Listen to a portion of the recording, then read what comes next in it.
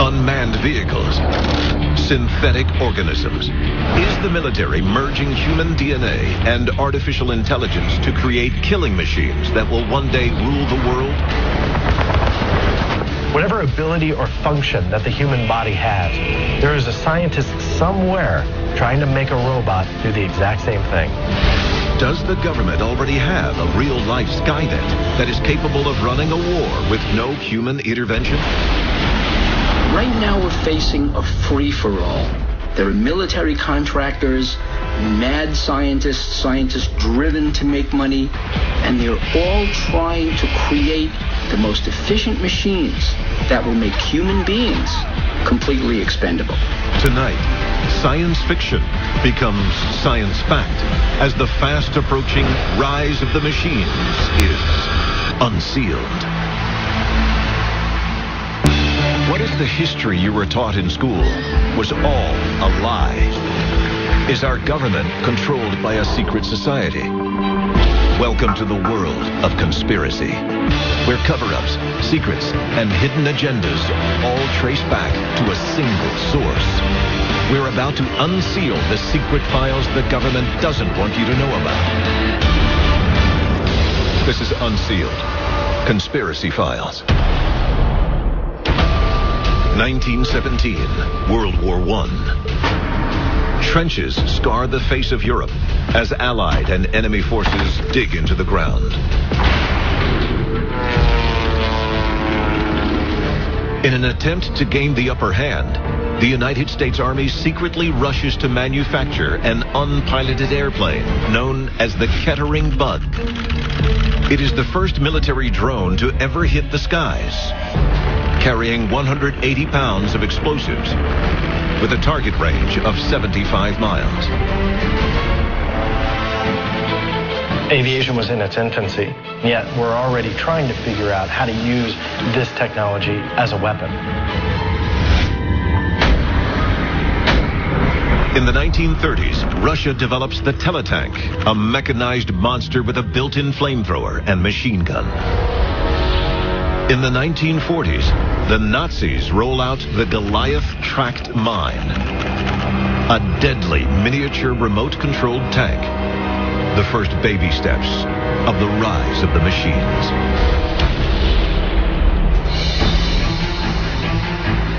"70 years later, the U.S. now has the largest and most powerful army of unmanned drones in the world. Technology has completely changed war as we've fought it for the last couple thousand years. Now we can fight those battles and take another man's life without ever putting ourselves into harm's way.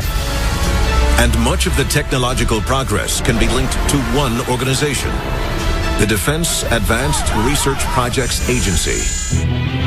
DARPA was created in 1958 by President Dwight D. Eisenhower after the launch of Sputnik by the Soviet Union in 1957. Its purpose was simple. It was aimed to research all those highly advanced scientific discoveries and take the next step in regards to technology. DARPA has been critical in the development of NASA, the internet, and the stealth bomber. But that's just the tip of the technological iceberg. DARPA is a very open agency because they do talk a lot about what they are researching, what they're investigating, and some of the scientific advances that they have taken. But if they'll tell us that much, you have to ask yourself, what aren't they telling you? One product of DARPA research is the Nano Hummingbird. The 1-ounce flyer can move backwards, forwards, and hover in one place. With funding from DARPA, Big Dog was developed to carry heavy loads over rough terrain. These things are real. They're not fiction. Luckily, these are ours, at least for the time being. Highbot Snake is an amphibious device that's mobile on solid ground and in the water.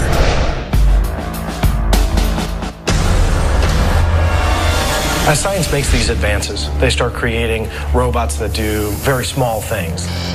One can carry heavy loads, another jumps very high. When you start putting all of that technology together, all of a sudden you have a super soldier, you have an ultimate machine. And then there are the drones. 1 in 3 military aircraft operates without a human pilot. And their numbers increase every day. In the beginning, there was a man in the middle of Nevada or DC or even just outside the battlefield that was controlling this piece of machinery. But now, as technology advances, these machines can actually fly themselves.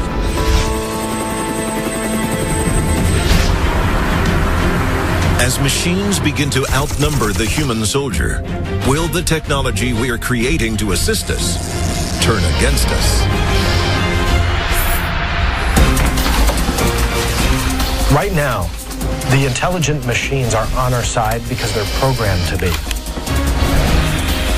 If you think the coming robot apocalypse is going to be nation versus nation, think again. Many of the machines most likely to stage an uprising are already in our homes. It's crazy to think that these devices can't be used against us. And if something can be used against us, they will be used against us. Unsealed Conspiracy Files. Welcome back to the world of conspiracy. This is Unsealed Conspiracy Files. Every year, the machines we make get one step closer to replacing us altogether. But instead of being wary of robots, Americans just embrace them all the more. Unsealed Case File. Smart Toys. 1998, the American International Toy Fair in New York City. A fuzzy talking figure soon becomes the must-have Christmas gift of the season. The Furby is the first successful attempt to sell a robot to the domestic market. Prices for the electronic toy soon top $100 on the resale market. Furby would come and it would only know the language Furbish. Kids would teach it how to learn in English, learn words. The Furby automatically records bits and pieces of its owner's conversations. Consumers are fascinated. The National Security Administration bans the toy from their offices. Simply by listening to us, it was becoming intelligent. And shouldn't the NSA ban give us a clue about the path we're going down? 1 year later, the Sony robot dog Aibo further solidifies the consumer's love of a robot companion. There's a huge difference between remote control robots and autonomous robots. Autonomous robots don't need human interaction. They can literally make a decision for itself and be programmed to completely live its robotic life by its own. With just minor adjustments, these robot dogs can take and send photographs wirelessly. A few more tweaks allow several to work together as a soccer team. They're learning, they're working together, and they're sending photos of their surroundings to people. How is that not setting off alarm bells? Just 1 year later, in 2000, Honda introduces the first humanoid robot for home use. They name him Asimo for Advanced Steps in Innovative Mobility. His stated goal? To assist humans with physical limitations. The idea and the concept was there that one day we would rely on these robots to help us with our everyday tasks. From welding to vacuuming, from performing delicate surgery to making noodles, there seems to be no limit to what a robot can learn to do.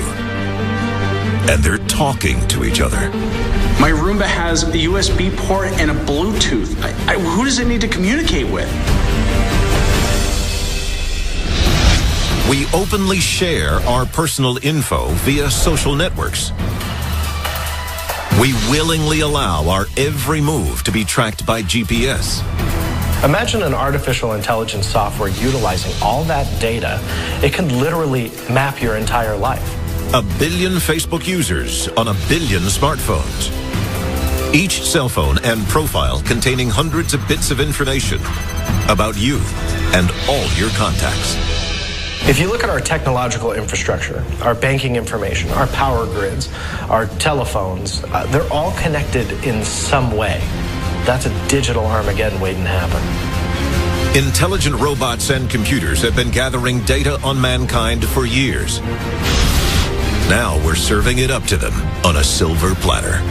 First, we like the interconnectedness. We think it's great. But pretty soon we become dependent on these devices. Pretty soon we can't live without these devices. And that's the whole point. Scientists program the most dangerous robots not to harm their creators. But computers, just like the people they may someday replace, are subject to illness. The common cold has mutated itself over the years to make sure that not every pill or antibiotic that we're given will combat it. Well, same is true in the digital world. Unsealed case file. The Stuxnet virus. 2010. Somewhere in an unknown location, computer hackers and engineers get together to perfect the most effective cyber weapon yet known to man. The Stuxnet virus was a virus that appeared in 2010. It infected millions of users worldwide. Most of the damage done by this virus was done to computers inside the Iranian nuclear research facilities aimed to enrich uranium. And it's believed that years were taken away from the Iranian scientists in regards to their research due to this virus. The Stuxnet virus showed the world that a virus, a computer code, could turn the machines against the very people who were using the machines. If you think that can't happen to us, you're making a grave mistake. Every day, the human race gives up a little more humanity for the sake of convenience. Direct deposit for your paychecks. Automated customer service lines. Smartphones that do what a personal assistant used to do. It seems as though people no longer need people at all. Coming up, how will machines ultimately rule mankind? By eventually merging with them. You look at the stuff they're doing today, and it's like science and science fiction are indistinguishable. Unsealed Conspiracy Files. Welcome back to the world of conspiracy. This is Unsealed Conspiracy Files. Since the Industrial Revolution, mankind has invented machines to do nearly anything a man can do. But now, engineers and scientists are taking things a step further. Unsealed Case File. Man-machine hybrids. Remember the $6 million man? It's not fiction anymore. Battery-powered exoskeletons become one with the wearer, allowing a human soldier to double or triple his strength and endurance. Exoskeleton battle gear is a fantastic help to our combat troops. But what happens when you don't need the human being inside the exoskeleton anymore? If you look at what we're capable of today, it's like science and science fiction are indistinguishable. And scientists have more fully integrated man-machine crossovers already in place. Eyes, hands, arms, even synthetic human flesh. If a person has it, somewhere an engineer is figuring out how to give it to a robot. Biodesign, a new project at DARPA, is making the impossible possible. It intends to create synthetic organisms that will be programmed to live indefinitely. Not only have we created a robot, we're giving it the gift of immortality. If you start to program it to be self-replicating, it goes out, puts another copy of itself together, programs it, sends it off into the universe. That 1 becomes 2, the 2 becomes 4, 4 becomes 8, so on and so forth. In a very short amount of time, these probes could, in theory, start to take over the world. Of course, robots only do what they're programmed to do. But what happens when they're programmed to fool us? Unsealed Case File. The Turing Test. 1950. Alan Turing, one of the fathers of modern computing, poses a simple question. Can machines think? The field of artificial intelligence is born. The Turing test was created to determine whether or not an artificial intelligence software could act human-like. The test would involve 3 different subjects: the judge, a computer, and an actual human. The judge would communicate and send messages to the computer via text and messages to the human and receive a response. Based on the response, if the judge couldn't figure out which one was human, it would pass the Turing test. And computers just keep getting better. I don't think it's very hard for a machine to actually convince the human that it's human. Since the advent of social networking, a whole new artificial entity has emerged: the social bot. There are computer programs and scripts out there that traverse the net and think for themselves, can hack into websites, can actually communicate and send messages with you. If you're on Facebook or some type of social network platform, all of a sudden you get a message from somebody. Sometimes there's not a human on the other end. How soon before the robots that can fool us become the robots that can rule us? It's more likely than you think. What might happen if software programmers are able to provide that power, that ability for computer-driven robots to think, to make decisions on their own without input from their human creators? The rise of thinking, synthetic, immortal organisms could spell the end of the human race. So what happens when the robots rise up and take technology away from mankind? Everything shuts down.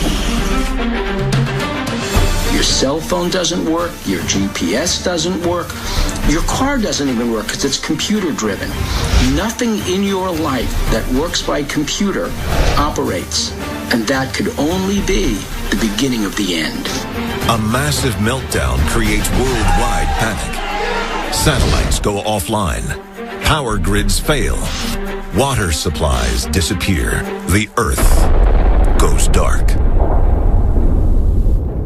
Your phone, your computer, your car, they're all part of the Matrix. The drones that think for themselves, the weapons that basically define their own targets. What happens when they turn on us? Thankfully, the time when machines take over for mankind still lies in the future. But you'll never believe what they're already doing today. When we return, the mind-blowing truth about robots with a license to kill. When a machine's given the authority to decide to kill a human, we call that the kill clause. Unsealed. Conspiracy Files.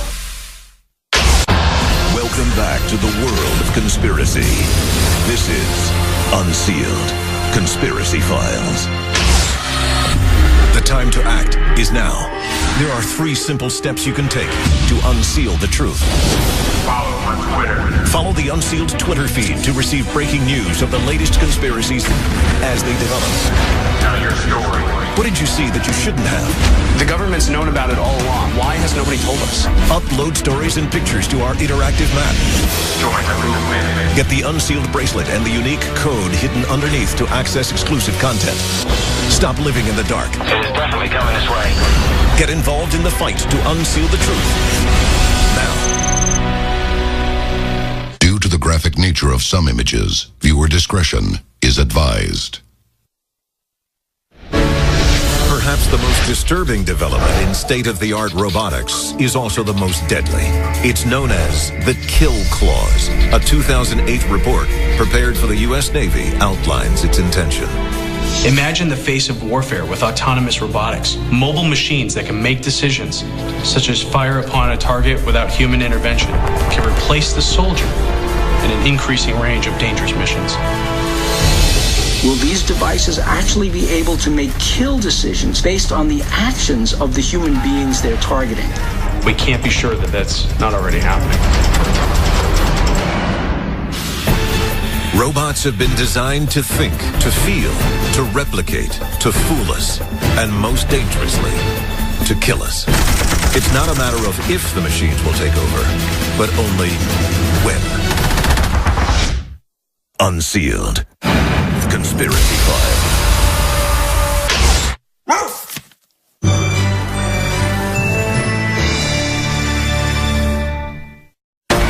Is America secretly experimenting on humans?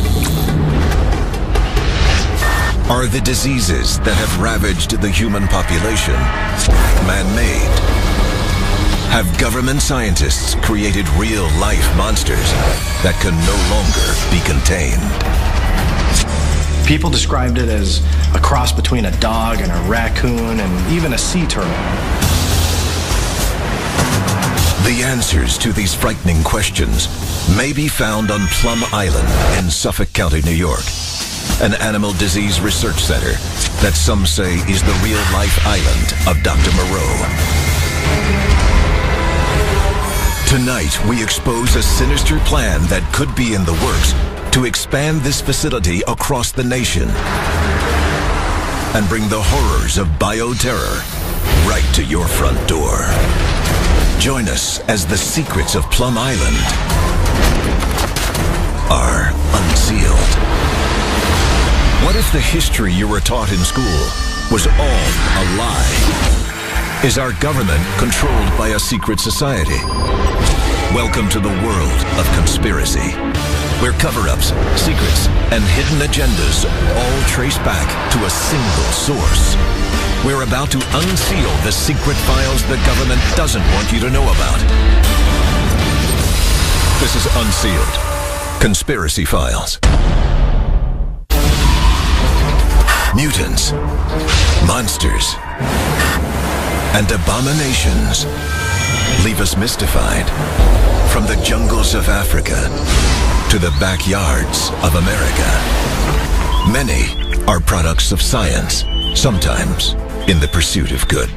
Others reveal the evil done behind closed doors. East Hampton, New York, 2008.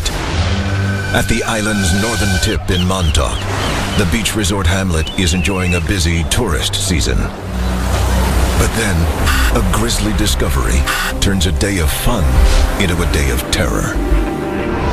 It happens when a 26-year-old woman and her 3 friends stumble across something that looks like a creature from a Hollywood horror movie. Unlike any known living being, it defies all laws of nature. And to this day, it has never been identified. The Montauk Monster, is it myth? Was it real? People described it as a cross between a dog and a raccoon and even a sea turtle. It seemed like every part of nature played some type of part in the creation of whatever this was. In the weeks that follow, news media and cryptozoologists examining the photographs report theories from the simple Some say it was simply a bloated raccoon, to the otherworldly. but others claim that it was an extraterrestrial. What's underneath that skull thing? Is that the brain? Could be an alien. But to the residents of this Long Island town, the answer hits much closer to home. Just off the coast of New York, and a stone's throw from Montauk, lies Plum Island, a top-secret animal disease research center, haunted by rumors of genetic and biological experimentation. The accusation is, of course, denied. But in 2009, several events started to occur that show that there is much more going on Plum Island than we know about. Another hybrid creature washes up on the beaches of Connecticut, followed by another in 2011. And within the span of a year, 2 more on Long Island. Are these shocking real-life photographs a glimpse inside the secrets of Plum Island? There's absolutely no denying that this is real. This is happening time and time again. And now, as the alleged evidence piles up on the shores of the East Coast, a rather sudden announcement is made. The facility will be closing, but have the secrets of Plum Island already escaped?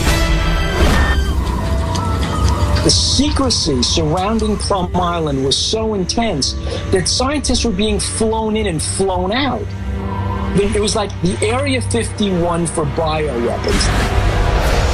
Exposing the history of Plum Island reveals chilling facts that suggest the facility may host the development of what could be catastrophic biowarfare weapons, and that it might not only be animals they're experimenting on. This is the definition of biosafety level 4. It involves diseases for which there is no cure. If one of those diseases would get out, it could be catastrophic. How did we build one of the deadliest germ labs on Earth? We didn't. We hired the Nazis to do it for us. Coming up next, ties to one of history's most evil regimes sheds light on Plum Island's true purpose and potential. This man was one of the Nazis' lead disease researchers during the war. And instead of prosecuting him, we offer him a job to run one of our facilities. And later, we uncover the upcoming location of the new Plum Island. But be warned, it's closer than you think. Unsealed. Conspiracy Files. Welcome back to the world of conspiracy. This is Unsealed. Conspiracy Files. 90 miles from the 8.5 million people of New York City lies Plum Island, an animal research center which may house some of America's darkest secrets. And it all begins with a history reaching back to Nazi Germany. Unsealed case file. Operation Paperclip. Reims Island, Germany. Founded in 1910, it is the home of the world's oldest virological laboratory. And in World War II, was the home base of SS bioweapons research led by Nazi scientist Erich Traub. Under Heinrich Himmler, Traub investigated and experimented in unique forms of biowarfare for Hitler's army, including fatal diseases carried by biting or stinging insects. Traub discovered that with the use of an infectious disease, you could put that into a tick and use that as a weapon in warfare. If you were to do that, you can drop that on your enemy and never have to put your troops into harm's way. Traub and his bioweapons failed to turn the tides for the Nazis in World War II. But after the war, Russia and the U.S. gave top Nazi scientists immunity from war crimes in exchange for their services. One such specialist, Erich Traub. Erich Traub was picked up by the United States government under its program called Project Paperclip. This was a program in which various Nazi scientists were brought to the United States and put to use. Based on the design of Reims Island, the U.S. begins work on their own lab off the coast of New York. The Plum Island Animal Disease Research Center is opened in 1954. U.S. officials feel so strongly about Traub's knowledge and know-how of this type of research, they even offer him a job as the director of Plum Island. The one thing the Allies didn't want to happen was to have the Soviets get the jump on the Allies in infectious diseases. They smuggled Traub out of Berlin into the United States. The Nazis were brutal torturers and killers. Many of them were prosecuted at Nuremberg after the war, but not Erich Traub.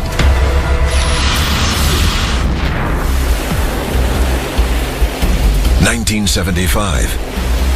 The small, quiet town of Old Lyme, Connecticut is home to 7,500 residents just east of the Connecticut River and is ground zero for a frightening new affliction. An outbreak of fever, fainting, psychosis, delusional behavior, and paralysis. The infection is the first of its kind, and it's named after the town. Lyme disease is a very devastating nerve disease. But most unsettling is how the disease spreads, through ticks. And just 25 miles downwind from Old Lyme, Connecticut, across Long Island Sound, is Plum Island. This is Erich Traub's calling card. Documents from the National Institute of Health show that Plum Island has experimented extensively with tick-borne diseases. Was this a case of Traub's infected ticks escaping the labs? Or even worse, was the spread of this disease intentional? While accusing a government facility of experimenting with disease on its own people may sound treasonous, it is, in fact, deadly accurate. In 1962, during the administration of John F. Kennedy, he initiated a project known as SHAD. Project SHAD is an example of what the American military did to its own personnel in testing bioweapons. It was one of many, many experiments done on our own troops. To this very day, we never really know who died as a result of Project SHAD and who didn't. American sailors stationed on Navy vessels are exposed to toxic nerve gas on 46 separate occasions. They got sick, they died, nobody knew about it, and to this day, the records of Project SHAD are pretty much concealed. History shows that the U.S. military and government has tested these agents on humans without their knowledge. The Tuskegee experiments with syphilis prove beyond any shadow of a doubt they will do it. And it's proven, it's factual, it's documented. But what about the experiments we don't know about? The ones that could be happening to any of us right now. Coming up next, biolab experiments on human beings might seem unthinkable until a body washes ashore. Plum Island, a very unusual body. It was found by security guards there at the facility, and it was said to not fully be human. And just because you don't live on the East Coast doesn't mean you're safe from an outbreak that's eating people alive. Unsealed Conspiracy Files. Welcome back to the world of conspiracy. This is Unsealed Conspiracy Files. History has proven the U.S. government is willing to poison its own people with agents of biowarfare. But is human experimentation actually being carried out on Plum Island? You have a base designed by a Nazi studying the effects of biological agents on animals and humans. Makes you wonder if humans themselves are being tested on Plum Island. What if the next Montauk monster is a human? In January 2010, some say he was. A 6-foot-tall African-American male washed up on the shores of Plum Island. He was found by security guards, and it's said that he wasn't entirely human-like in appearance. He had these abnormally large fingers. To date, the case remains unsolved. But one detail in particular causes alarm. The victim was reported to have 5 holes drilled into his head, a potential sign of invasive brain surgery or experimentation. Why would the government experiment on human beings? Why would they take these biological agents and use them on unwilling human subjects? I think the answer might be that we have to see the effects of these biological agents before we implement them in war. If humans are being subjected to biological tests in this lab, how can it be kept secret? Unless they're not working alone. Unsealed case file. Biohazard outbreak. A 2007 study reported that 113 laboratories throughout the U.S. with bioweapon capabilities refused to disclose their operations to the public. This secrecy, a violation of the Geneva Convention, would normally not be allowed by federal law. But reports indicate amnesty was granted by President George W. Bush. Members of Congress and fellow Americans. It seems that the answer is pretty clear that the United States government is funding these programs, testing biological agents. Whether they're testing them on animals or humans doesn't really matter. They're funding the research. Now, if you have more than 100 facilities that don't want to disclose what they're doing, you have to ask yourself, what is going on that we just don't know about? Syphilis in Alabama, yellow fever in Florida, Lyme disease in Connecticut, hantavirus in New Mexico, even bubonic plague. With disease labs spread across the country, experimentation is just one of the possible threats. A simple mistake could be the beginning of an epidemic that would devour us all.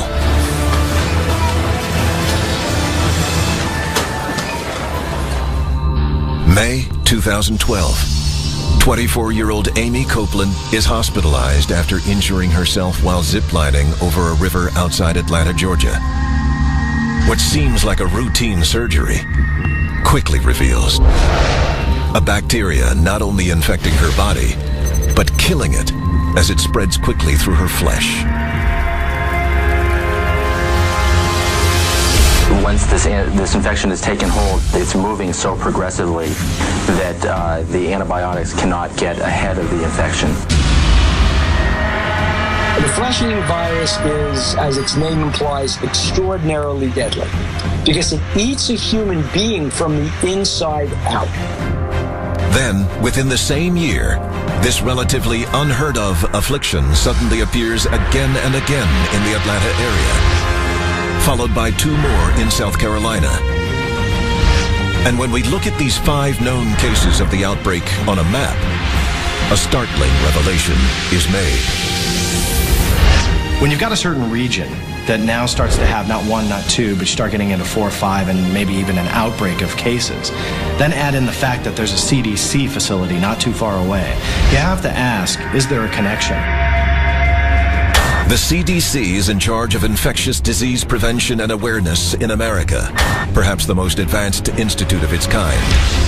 But shortly after the outbreak of flesh-eating bacteria, the government announces a congressional investigation of reported air leaks and safety lapses that occurred in February of 2012, just 3 months before Amy Copeland's accident. The CDC liked to conduct tours. There was a reverse of an airflow. And so the CDC admitted that a virus that was being tested might have escaped into a corridor where a tour was taking place. Was this bacteria created as a weapon and released by accident? If not, then why has the recent government decision to move Plum Island resulted in a new location further from the population centers of the East Coast, but a location closer to the rest of us? Coming up next, what government plan for Plum Island could create the biggest biological threat in American history? And how could it bring disease right into your very home? Join us when we return. Unsealed Conspiracy Files. Welcome back to the world of conspiracy. This is Unsealed Conspiracy Files. The time to act is now. There are 3 simple steps you can take to unseal the truth. Follow on Twitter. Follow the Unsealed Twitter feed to receive breaking news of the latest conspiracies as they develop. Tell your story. What did you see that you shouldn't have? The government's known about it all along. Why has nobody told us? Upload stories and pictures to our interactive map. Join the movement. Get the Unsealed bracelet and the unique code hidden underneath to access exclusive content. Stop living in the dark. It is definitely coming this way. Get involved in the fight to unseal the truth. Now.